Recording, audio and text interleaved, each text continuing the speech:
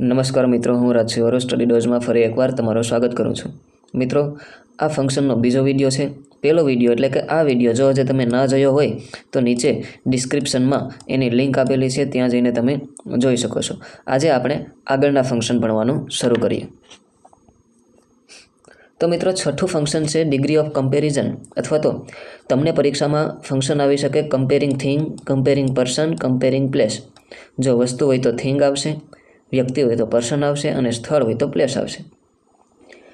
આ ફંક્શનમાં કોઈ બે કે તેથી વધુ વસ્તુ, વ્યક્તિ કે સ્થળની સરખામણીની વાત હોય છે। કોઈ બે વસ્તુ છે એની જુદા જુદા પ્રકારે સરખામણી થાય, આ સરખામણીને આપણે કમ્પેરિઝન કહીએ છીએ અને એને આધારે ફંક્શન બને છે કમ્પેરિંગ થિંગ, પર્સન, પ્લેસ, અથવા તો જે પણ વસ્તુ હોય એ। આ ફંક્શનના ઓળખદર્શક શબ્દો કયા કયા છે તો કે એઝ, પછી અહીંયા વચ્ચે વિશેષણ આવશે અને પછી એઝ, સો વચ્ચે વિશેષણ આવશે પછી એઝ, અહીંયા વિશેષણની પાછળ ઈઆર લાગેલું હશે પછી ધેન આવશે, મોર અહીંયા વચ્ચે વિશેષણ આવશે અને પછી આવશે ધેન, ધ પછી અહીંયા વિશેષણની પાછળ ઈએસટી, વિશેષણ એટલે અંગ્રેજીમાં એટલે કે શું મિત્રો, એડજેક્ટિવ, ધ એની પાછળ વિશેષણ અને એની પાછળ ઈએસટી લાગેલું હોય છે। આ ના હોય તો ધ મોસ્ટ અને એના પછી તરત એડજેક્ટિવ। આ કીવર્ડ થયા મિત્રો ડિગ્રી ઓફ કમ્પેરિઝન અથવા તો કમ્પેરિંગ જે ફંક્શન આવે છે એને ઓળખવું કઈ રીતે।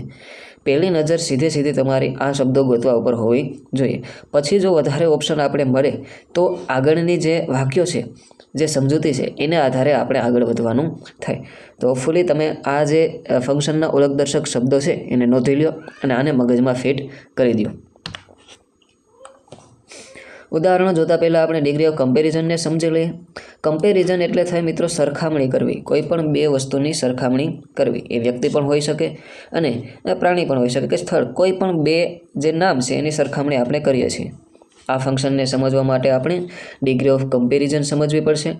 ડિગ્રી ઓફ કમ્પેરિઝનના મુખ્યત્વે ત્રણ પ્રકાર છે: એડજેક્ટિવ અને એડવર્બના એવા રૂપો જેના દ્વારા વ્યક્તિ, વસ્તુ કે ગુણની સરખામણી કરવામાં આવે તેને ડિગ્રી ઓફ કમ્પેરિઝન કહે છે। કે ભાઈ કેટલી ડિગ્રી સુધી એની કમ્પેરિઝન થાય છે। અહીં આપણે ત્રણ પ્રકારની સરખામણીની વાત કરીશું। પહેલો પ્રકાર કે જેમાં બે વસ્તુને સેમ ગણવામાં આવે, સરખી જ છે। બીજો પ્રકાર કે જેમાં બે વસ્તુમાં એક વસ્તુને વધુ સારી અને એક વસ્તુને ઓછી, એનાથી ઓછી સારી, અથવા તો એકને ચડિયાતી અને એકને એનાથી નીચી કક્ષાની ગણવામાં આવે। અને ત્રીજો જે પ્રકાર છે એમાં કોઈ એક વસ્તુને કે વ્યક્તિને કે કોઈ પણ ને બાકીના બધા કરતાં સારું અથવા તો ચડિયાતું અથવા તો બાકીના બધા કરતાં ખરાબ બતાવવામાં આવે। આમ આ રીતે ત્રણ પ્રકારની સરખામણી થાય। વારાફરતી આપણે એક એક જે ડિગ્રી છે એને જોઈએ। પેલું છે મિત્રો પોઝિટિવ ડિગ્રી, સાધારણ ડિગ્રી આપણે એને કહેશું। આ નામ યાદ ના રહીએ તો પણ કંઈ પોઝિટિવ ડિગ્રી આવું યાદ રાખજો। પણ પહેલી વાત તો મેં તમને કીધું એમ કે ભાઈ તમારે આ જે ઓળખદર્શક શબ્દો છે આને જ યાદ રાખવાના થાય। આ યાદ રહી જાય પછી આગળ જે માહિતી છે એ ભણવાની થાય। એડજેક્ટિવ કોઈ પણ પ્રકારની ઉચ્ચતા કે ન્યૂનતા બતાવ્યા વગર બંને વસ્તુ સેમ જ છે, માત્ર ગુણ અથવા સ્થિતિ દર્શાવે। બે વસ્તુની સરખામણીમાં બંને વસ્તુ સમાન જ છે મિત્રો, એવું દર્શાવવામાં આવે ત્યારે તેને પોઝિટિવ ડિગ્રી કહે છે। અહીંયા કોઈ એ વસ્તુ છે અને અહીંયા કોઈ બી વસ્તુ છે, તો આ બંને વસ્તુ સમાન છે, એક કઈ ચડિયાતી કે એક કઈ ખરાબ છે નહીં, નીચી કક્ષાની છે નહીં, બંને સમાન, માત્ર બંનેમાં કોઈ ગુણની સમાનતા આવું દર્શાવવામાં આવે છે। પોઝિટિવ ડિગ્રીમાં સમાનતા બતાવવા એઝ, એડજેક્ટિવ એઝની રચના વપરાય છે। અહીંયા મિત્રો આપણે જે આગળ કીધું એઝ છે કે ભાઈ એઝ, પછી અહીંયા ખાલી જગ્યા, તો ખાલી જગ્યામાં કોઈ એડજેક્ટિવ એટલે કે વિશેષણ આવી જાય અને પછી આવી જાય એઝ। અહીંયા પોઝિટિવ અને નેગેટિવ બંને વાક્યોની રચના આપી છે, જેમ એઝ, તમે એઝ ગોતશો એટલે બહુ અઘરા પ્રશ્નો તમને નહીં પૂછાય મિત્રો। એઝ વચ્ચે એડજેક્ટિવ આવે છે અને નેગેટિવ રચના હોય તો નોટ સો વચ્ચે એડજેક્ટિવ અને એઝ આવે છે। તો આખી રચના યાદ રહે તો વધારે સારું, પણ તમારે શું યાદ રાખવાનું છે તો કે એઝ વચ્ચે કંઈક શબ્દ આવશે અને એઝ, નોટ સો એમાં પણ સો વચ્ચે કંઈક શબ્દ આવશે અને એઝ। આ ચાર શબ્દો યાદ રહી જાય એટલે લગભગ તમને ફંક્શન આવડી જાય। જો વધારે ડીપમાં ના પૂછે તો, વધારે ડીપમાં પૂછે તો આપણે આખી રચના યાદ રાખવાની થાય। આ સિવાય મિત્રો જણાવવાનું કે www.studydos.in આ વેબસાઇટ ઉપર આપણે અવારનવાર મટીરિયલ મૂકતા રહીએ છીએ, જાણવા જેવી માહિતી કે ખરેખર તમારે વાંચવી જોઈએ એવી માહિતી મૂકતા રહીએ છીએ, તો આ વેબસાઇટની પણ મુલાકાત લેતા રહો. વાક્ય રચના અહીં આગળ કીધી એ જ પ્રમાણે છે.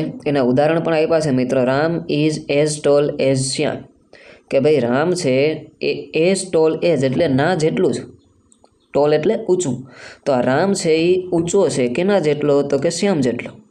કોઈને પણ વધારે ઊંચો કે નીચો નથી કીધો, બંને સમાન જ છે. રામ એ શ્યામ જેટલો જ ઊંચો છે. તો આનો અર્થ શું થાય, તો કે બંને એક સરખા જ ઊંચા છે, બંનેની હાઇટ સરખી છે. તો આ થઈ positive degree. This flower is as beautiful as that one. That one એટલે જે પેલું છે. આ ફૂલ છે એ પહેલાં ફૂલ જેટલું જ બ્યુટીફુલ છે, બંને સમાન જ છે. She is not as clever as her brother. અહીંયા ના પાડી છે. She is not so clever. અહીંયા સો આવશે, ક્યારેક એઝ પણ આવે, પણ મોટે ભાગે સો આવી શકે. સો આવી શકે નહીં, આવે જ.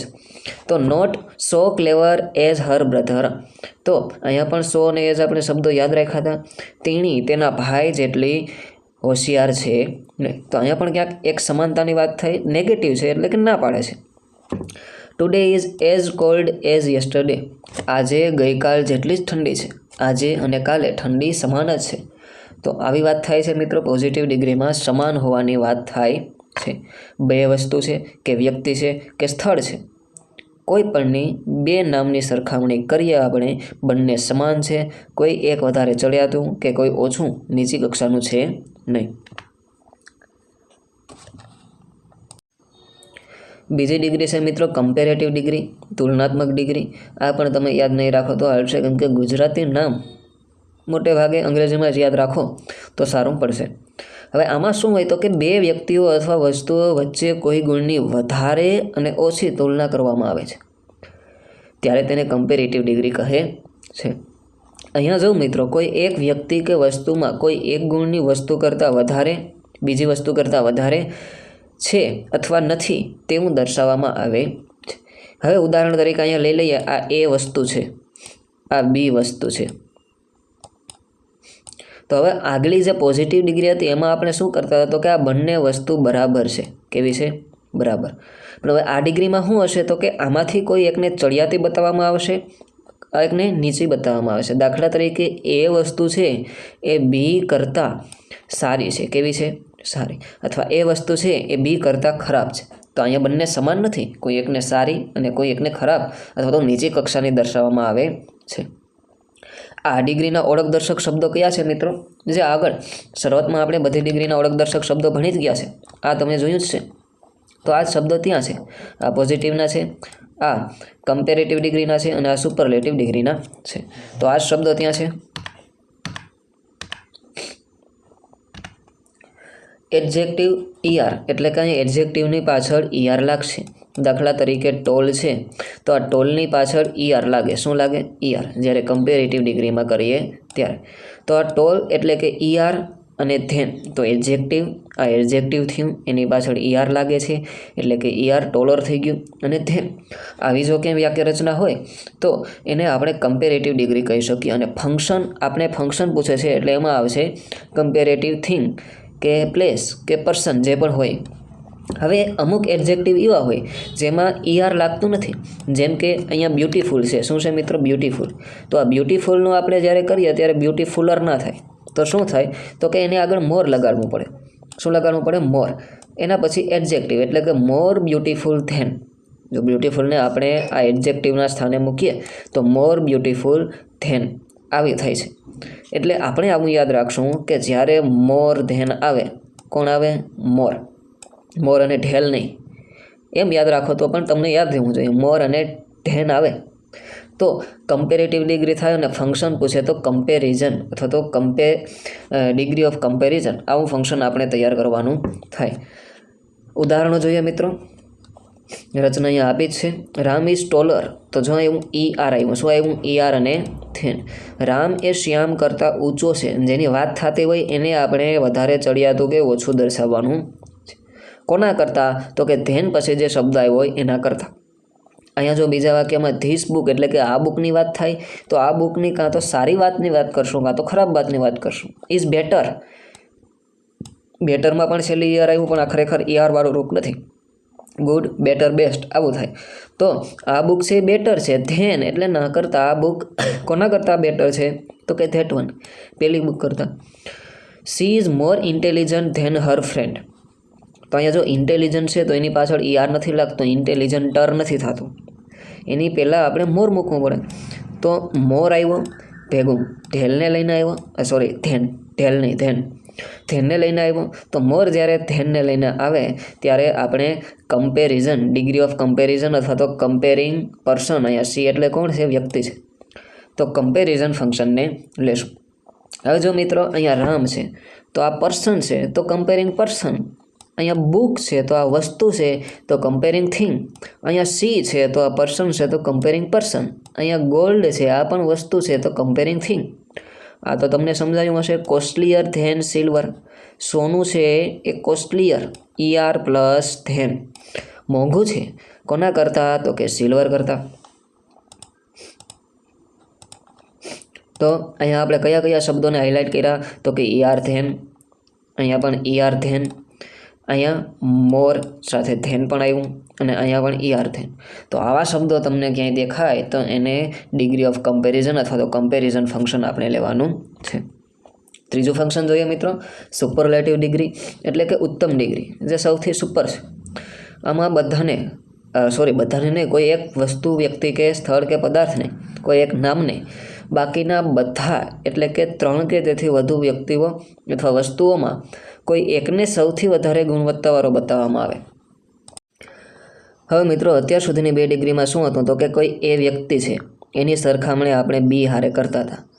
પોઝિટિવ ડિગ્રી જોઈ તો એમાં બંને આ સમાન છે એવું કહેતા હતા. કમ્પેરેટિવ ડિગ્રી જોઈ તો એમાં એ અથવા બીને કોઈ એક કરતાં એટલે કે સામેનો જે વ્યક્તિ છે એના કરતાં સારો અથવા તો નબળો ગણતા હતા. પરંતુ હવે આમાં શું થશે? તો કે કોઈ એક વસ્તુ, વ્યક્તિ કે પદાર્થને, આ દાખલા તરીકે એ લઈએ તો એને બી નહીં, તો બી જેટલા છે સી, ડી, ઈ, મતલબ કે જેટલી પણ વસ્તુ, વ્યક્તિ કે પદાર્થ છે બધાય કરતાં સારો છે. કોણ? તો કે એ. આવું આ ડિગ્રીમાં આપણે દર્શાવીએ છીએ. એની રચના જોઈ લઈએ મિત્રો. ધ, એડજેક્ટિવ અને EST. હવે એડજેક્ટિવ અને EST એટલે શું? તો કે એડજેક્ટિવ, દાખલા તરીકે આપણે ટોલ લઈએ. કયું લઈએ? ટોલ. તો આની પાછળ EST લાગી જાય એટલે આને કહેશું આપણે એડજેક્ટિવ પ્લસ EST, એટલે કે એડજેક્ટિવનું EST વાળું રૂપ. ટોલ, ટોલર અને ટોલેસ્ટ 3 ડિગ્રી છે, તો 3 ડિગ્રીમાં અલગ અલગ રૂપનો ઉપયોગ થાય છે. હવે આગળ જોયું કે ભાઈ આપણે બ્યુટીફુલ હતું તો બ્યુટીફુલનું બ્યુટીફુલર નહોતું થયું. તો અહીંયા પણ બ્યુટીફુલનું બ્યુટીફુલેસ્ટ નહીં થાય. તો શું લગાડવું જોશે? તો કે એડજેક્ટિવની પહેલાં આપણે મોસ્ટ મૂકવું જોશે. તો 2 શબ્દો મિત્રો આપણે યાદ રાખવાના થાય.